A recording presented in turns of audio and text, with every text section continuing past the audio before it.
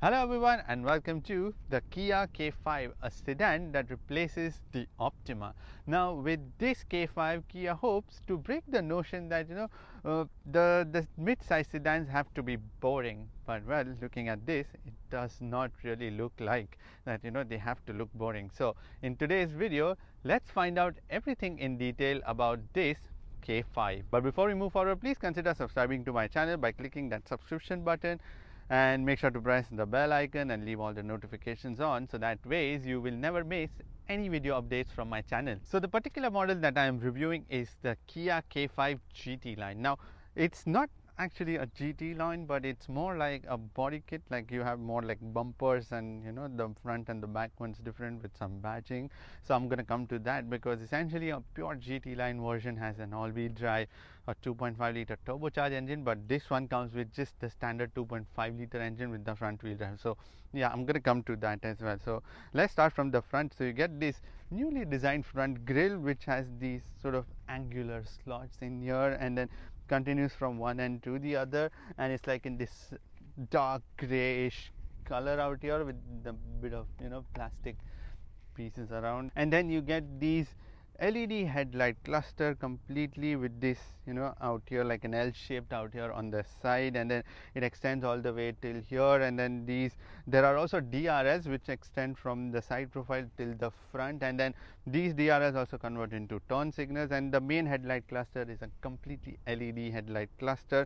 At the bottom you would notice this black color bumper out here. Now this glossy plastic which has been given is actually a part of the GT line package which I was telling you about. So you get the fog lamps in here between them out here, and then there are these sort of vents out here, but they are not really vents, but they are covered. So in a real GT line you would actually have vents out here that allow the air to pass through, but in this it's just more of a cosmetic feature. Then more grill out here, normal plastic grill which has been given, and even on the other side. Now on the sides, as I mentioned, these headlights continue on the side, this Z shaped headlight, the DRS that continue here, even the bumper sort of extends onto the side profile. These rims are alloy rims which are 18 inches. Now in a actual GT line you will find 19-inch rims, but on this one it's the 18 one. But yeah, it's good for every day, because it gives you a little bit of that cushion and also a little bit of softness to the whole driving dynamics as well. Now these side mirrors are power foldable. They also have a camera out here, so this car comes with the 360-degree camera system, and there is also turning signals inside them. But instead of the blind spot warning, you have a blind spot view monitor. Now these cameras also work like a blind spot view monitor, so whenever you're going to be turning left or right, just like the Genesis, which also had the same, the Genesis G80 which I tested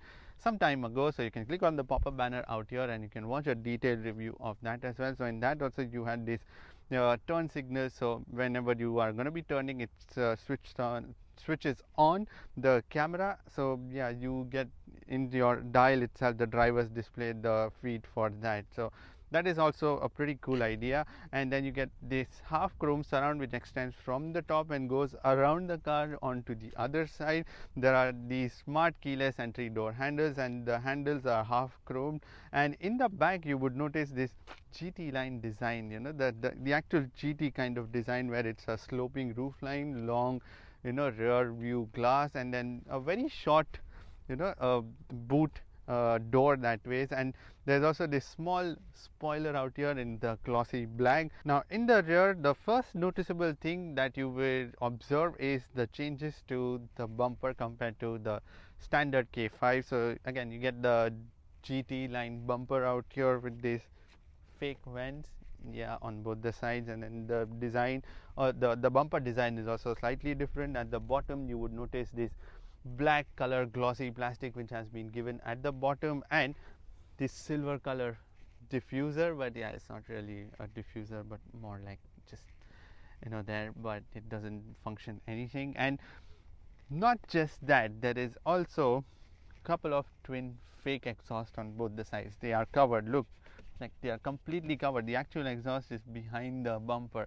So yeah, which is why I said it's more of the cosmetic changes to this car to make it look like a GT. But yeah, in more sense it's just a standard K5, but yeah, nonetheless it looks really good when you know look at it. It looks really sporty and athletic, and this spoiler which I had mentioned, small one, black color. And the next big change that comes to this is this light bar. So you get a mixture of LED and halogen combination tail lights in the back, and then this LED bar that goes from one end, not a continuous one, but yeah, you have LEDs in between. So yeah, it still looks rather good.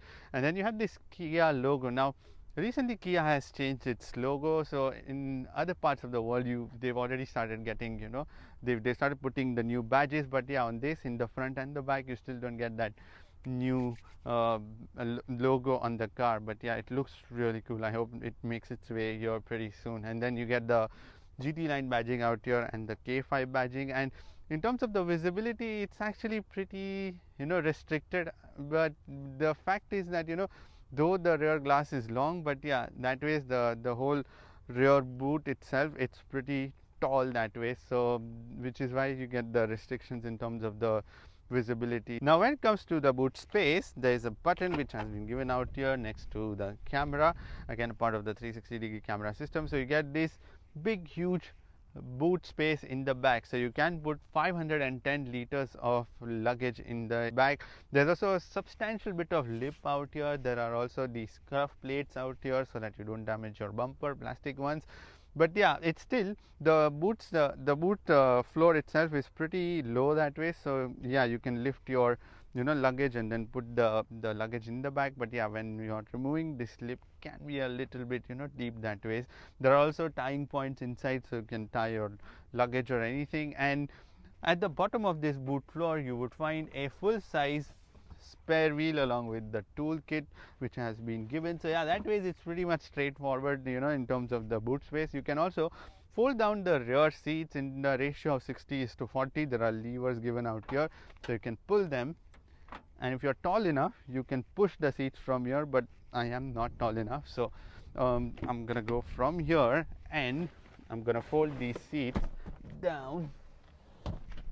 Now the thing is, you get that extra bit of space to put longer objects, but yeah, in between there is like this bit of restrictions, you know, from the second row to the eventual boot space in the back. So yeah, you can put longer objects, but that is about it. There is not much of, you know, step or anything, just a little bit of slope that way. Now on the inside of this Kia K5, again, a lot of changes have been done to the interior as well. So there is a fresh interior experience. So let me start with the material quality. You get soft touch plastic on the dashboard. Out here in here you get just the normal plastic, and then even on the door cards you get soft touch plastic, but on the sides at the bottom you would notice, like, you know, they've given normal plastic. Even out here there is like, yeah, a little normal plastic, but yeah, I wish the quality of the plastic out here was a little better. Even out here there's normal plastic, and then you get this plastic trim which is meant to look like, you know, brushed aluminium pattern out here, and then this whole infotainment screen covered in the glossy black plastic. But yeah, overall the arrangement looks really nice, and then, you know, it's very fancy in terms of the layout of the whole cockpit, and very simplified as well at the same time. Now when you come to the multi-information display, you get a 12.1-inch information display on your driver's display, and in that you get and the thing is, there's no glass or anything. There's just straightforward screen which has been put out here. So yeah, you can literally touch the screen when you don't put your hands out there, but I don't know why would you do that, but I did that. Yeah, and on that you get a little bit of information. So like on the left side you get a speedometer, and on the right side you get your RPM and, you know, all of that counter. So in the center there is the information in which you can see your accumulated info, your basically your driving info. Then you can see your speed digitally, and then you can also see the attention level, the tire pressure. Then there is the driving mode that you are in. Then you can do the configuration of the content on your screen as well. And then there is another button which is given on the steering wheel.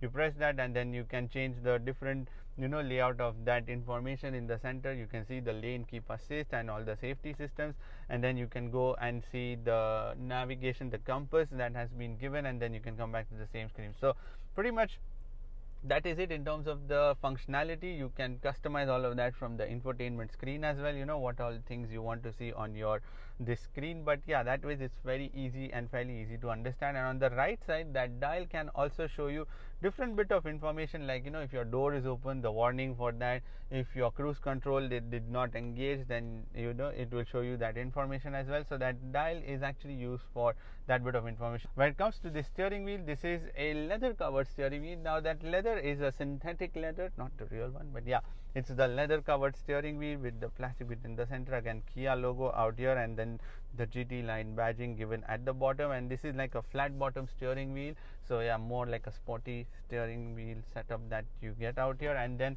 this steering wheel is tiltable and also telescopic, so you can adjust both and find the best driving position.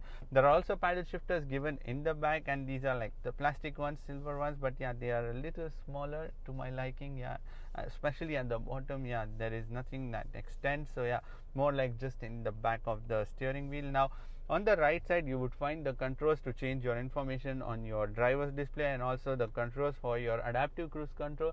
And also this car comes with the autopilot assist, and it's actually a very brilliant one. It's one of the best ones, and in fact the other ones that I found was on the Hyundai Sonata, and I've did a detailed review video of that, so you can click on the pop-up banner out here and you can watch the detailed review video of that as well. So yeah, that same system is given on the end of the day Hyundai Kia, same thing. So yeah, so you get all the controls for the adaptive cruise control on the right side. On the left side, you get the controls for your communication and also the infotainment controls that are given out here, your media and everything. There's also this mode button which can be customized from the infotainment screen, so it can do various bit of options. So whichever media option that you want to switch to, you can set up that button to do that as well. When it comes to the air conditioning controls, the air conditioning controls are straightforward, given on your underneath the infotainment screen, and the only thing is that these are touch buttons, but I'm still glad that these are like the physical buttons that are given still, though they are like touch capacitive buttons, but not like the screen where everything is put inside the screen and then you have to figure your way out. But yeah, on this straightforward buttons are given, so you have the fan speed option. Now the thing is, when you put this air conditioning on like the third level of fan, the fans, yeah, they start to a little noisy, they get. That is what I found. I don't know, so because when I switch it completely on the full max speed, that's when it becomes very loud. So yeah, I don't know if it's just me or probably it's been a while I've used the fan on the higher setting. So you can control the air conditioning controls, like in terms of the temperature on both the sides, you can control that, so you get dual zone air conditioning controls. There is also buttons to operate your recirculation of air and everything. So straightforward buttons are given out here. You can also set up the other bits for your climate control system from the infotainment screen as well. There is also an option given for that as well. So yeah, straightforward, very easy, but yeah, you just have to figure out where the options are laid out. That's the only thing, because they are the touch capacitive buttons. Now when it comes to this infotainment screen, this is a 10.25 inch colorful LED display that you get, and I am actually pretty impressed with what they've given on this screen, because first of all, it's very nicely merged onto the dashboard and doesn't stick out from the dashboard, and it hinders the view in the front, so it's always sitting underneath your eye level, not to distract you while driving. And also it's a well laid out screen, and again it's all merged from the common lineup from Hyundai Genesis. All of that, all those options are mixed out here, and they've all given like a decent operating system on this one. And there are also buttons, again touch capacitive buttons on both the sides for your map, navigation. There is the star button, I will come to that. You can customize that star button from your infotainment screen from the setup, and then you can change to see what that star button should do. There are various other options that you can try. So there's also radio, media, the setup button. Now on your screen you will find the standard screen where you have the time, and on the right side you would find the navigation like blurred out, but yeah, just there in front of your eyes. But when you swipe to your left, then you find the main menu options. You get straightforward menu options on your screen for your map, your navigation. So you have the inbuilt map and the navigation system. It works pretty good that way, and it's pretty looks clean also on the full screen as well. Then you have the phone option if you're connected using the Bluetooth. Then you have the radio option, and then you have the media option. Now when you press the media option, you are like led straight. If you're not connected with the Bluetooth, you're straight connected to the sounds of nature what you have. It was also there in the Genesis G80. You would have probably seen that video, then you would know that. Then the same thing has been given on this one. So yeah, whenever you press that media button, it leads you to that. So yeah, I'm going to come to that. But in terms of the connectivity, you can connect to this infotainment system using the Bluetooth, the USB. There's also Android Auto and Apple CarPlay, but both can be used only with wire, so there is no wireless option yet. Then you come to the sounds of nature. This is from where you can access the different sounds and options that you get. So you get a wide variety of sound, and then it automatically puts an ambience inside the car. So this is like a lively forest. Then you have the sea waves, rainy day, open air cafe, warm fireplace, snowy village. If you want some snowy feeling, then yeah, you can do that.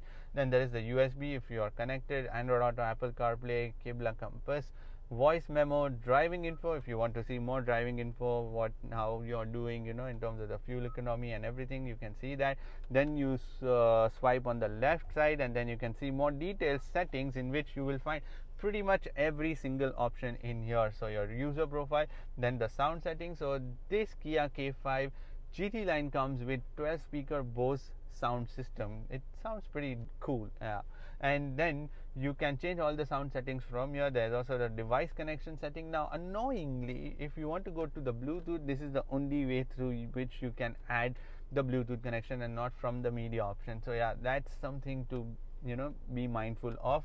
There's also the vehicle settings, in which you will find every single detail option for your driving assistance, your drive mode, your climate, your lights, and everything. Now in terms of the drive modes, you get 5 different drive modes on this car. So you get the smart mode, which lets the car decide on its own how to keep the settings. There's eco mode for economical, comfort. There is also sport, and there is also a custom drive. Now that custom drive can be changed, and also, by the way, there are like cool bit of graphics that goes on the screen wherever you are changing to different modes as well. So anyways, when you come to the custom mode, so that drive mode is the option from where you can change that custom mode, and then you can set up the powertrain and the steering setup. So if you want comfort, sporty, or eco, you can change that. And then there's also climate.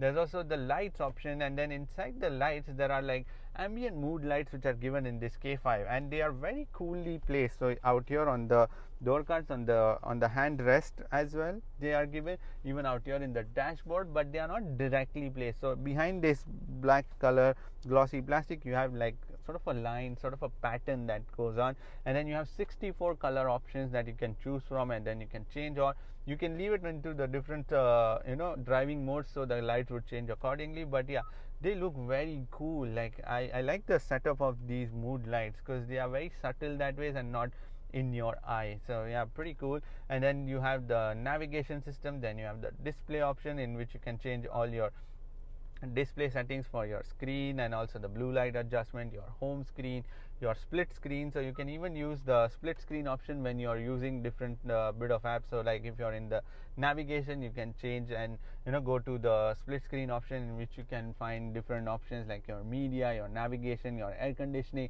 your fuel economy, all of those details that you can see. And there is also an option to arrange these icons, so you can edit these home icons, and then you can place different icons however you want them to remember on your screen. Now on this Kia K5, you get a panoramic sunroof, and the best part about this is it opens very quickly.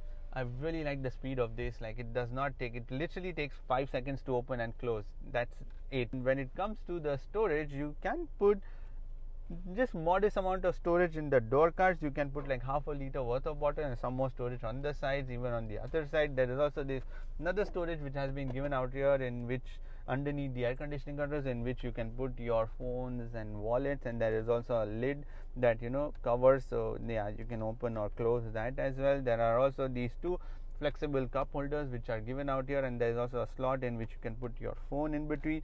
There is also this pad right next to the hand rest, in which you can put your phone. It's actually a wireless charger. I'm going to come to charging as well.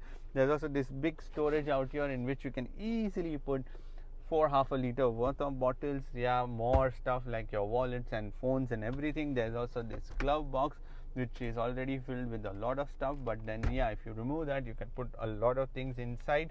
Now there are also a little bit of storage on both the sides in the rear door cards. You can again put like just half a liter worth of bottle, and that is pretty much it. Now when it comes to the charging, you get two USB ports which are given underneath the air conditioning controls, the standard USB ports. There is also one 12 volt 180 watt power socket. There is also a wireless phone charger which has been given right next to the armrest which I had mentioned, and you can just put that. And there is also, if you do not want the tray for the wireless charger, you can remove that and you can put bigger phones if your phone is not fitting, and then any which ways you can also use it for storage as well. And for the rear passengers, you also get two USB ports, standard ones for them as well in the back. So yeah, for like you get 4 USB ports, which is pretty decent. Also one more thing is that this handrest, the whole console, it squeaks a little bit while you're driving. So whenever you're putting your hand, yeah, see, these plastics are a little squeaky that way, which is why I said the quality of it can be improved a little bit, yeah, to make it more rugged and more durable. Now when it comes to the seats on the Kia K5, you get maroon red leather seats, synthetic leather seats which are perforated, and you also have these black stripes in the center and also on the side. And then these seats are pretty broad that way, so yeah, it's actually quite a surprise that in a Kia you get like broader seats. But yes, you do get. The only thing is they could have been a little more comfortable in terms of the whole feel. But yeah, don't mistake, they are still pretty comfortable in terms of the long drives. But yeah, a little softer would have been nicer. Also, these perforated seats are also cooled or heated. So yeah, the buttons are given out here right next to the drive mode in the center. So it's very easy to control these seats. They are heated and cooled seats both. Now the driver and the passenger side seat is 8-way electronically adjustable, and also there is 4-way lumbar control. And the thing is, I wish these seats could have gone down a little more. So the only thing is you sit quite high up, even though like these seats are in the lowermost position. So yeah, maybe if they could be lowered a little bit, that would have made like a little bit comfortable position, because I am someone who likes to sit like low down instead of a little raised up. So yeah, that's the only thing. Now for a mid-size sedan, it's essential that it has the room and also the comfort for the rear passengers, because let's be honest, you're going to be using this for your family, which consists of at least 3 to 4 people. So yeah, for that reason, yeah, it's got to have all the bells and whistles in terms of comfort and features. So when it comes to these rear seats, it's pretty decent that way, although the seats could have been a little softer. But yeah, it's still all right. The angle these seats have is pretty comfortable, like you sit in a very relaxed position. And the thing is, you also sit a little raised up in these seats, because you have the knee room out here, decent amount of knee room, but the headroom is just about enough. Although there are like gentle cutouts out here to increase that headroom. But yeah, someone above 6 feet may start brushing their heads against the ceiling that way, or someone above 6 feet will start definitely brushing their heads against the ceiling. And even the rear seats in the back are these maroon red color with the black stripes, and they are perforated, but they are not the heated or the cooled seats, just perforated to maintain that design. You can also slide your feet underneath the seat, but it's not enough room, because these are electronic seats, which is why, and plus they are sitting quite close. So yeah, there's not much room where you can slide your feet, but you can just for longer journeys. During that you can do that. There is also a small bit of tunnel for the cars which are all-wheel drive, so the shaft which goes in the back, but otherwise yeah, this tunnel is pretty small that way. And when I sit in the middle, the middle seat is actually quite raised up, and now my head is already brushing the ceiling. So yeah, which is what I said, it's a car more for 4 people to sit comfortably, but the fifth one, yeah, better be a little shorter so that they don't brush their head against the ceiling. And apart from that, you also get a hand rest out here, which is pretty big and broad, and then you get 2 cup holders, which are just the standard ones, not the flexible ones. And yeah, that way is it's because it's longer and it's at a decent height, so it's not really uncomfortable relaxing your hands when you put on it. And then you get 2 USB ports in the back, and then 2 air conditioning vents also that you get in the back. You can just control the direction of air, and then you can switch it off by just sliding them, but that's about it. There are also pocket storage in both these seats, and even on the sides, as I mentioned, you can only put like half a liter worth of bottle. Again, the door cards have the same sort of feature. You get soft touch plastic out here, like the leather ones out here, red one which is again the synthetic leather even in the back. But all in all, it's still a comfortable place to be in, even for the rear passengers. I mean 2 passengers, but yeah, if you have even 3 people, they can sit. But yeah, for the longer journeys, it's better to have just 2 passengers in the back. Now this Kia K5 is powered by a 2.5 liter 4-cylinder GDI petrol engine that produces 191 horsepower and 245 Newton meters of torque. And this engine is mated to an 8-speed automatic transmission, and you get a front wheel drive. But the thing is that in a pure GT line car outside in the other parts of the world, in a GT you actually get a 2.5 liter turbocharged engine that produces nearly 290 horsepower. So yeah, that's like a drastic change of character when you put that engine into this. So yeah, that would have been a true GT line, but yeah, nonetheless we still get a decent amount of engine and the transmission setup that you get. So the thing is, the initial power band, that it takes a little while for this car to just make that speed build up. So yeah, so when I slow down and when I start the like accelerating, so yeah, it takes a little while to build up that power band. So yeah, once that reaches, then it's a very smooth sort of cruising after that. But yeah, it's just that initial bit. And also there are different driving modes on this one. So you get, as I mentioned, the smart mode, the eco mode, comfort mode. There's also the sport mode and the custom mode. So let me put it in the sport mode. The dials and everything change, and now the thing is, the throttle response improves, the engine becomes a little bit more lively, and I also find that it's the car itself has a little change of character, slight change, but yeah, a good one if you are looking for something more sporty. So then it's just goes a little quicker, and then the gear shifts are a little quicker, and then it utilizes pretty much the entire rev band also when it is accelerating. So yeah, that's just it. And if you want to put it in the manual mode, paddle shift mode, you can put it.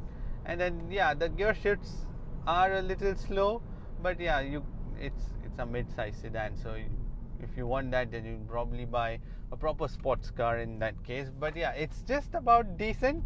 It does the job well. Yeah, and I'm pretty happy about it. So as an everyday car, yeah, this is a good engine and a transmission setup that you get. And in terms of the efficiency, you can get anywhere between 11 to 12. Let me put this in the auto mode and the comfort mode, because yeah, the revs go down a little bit.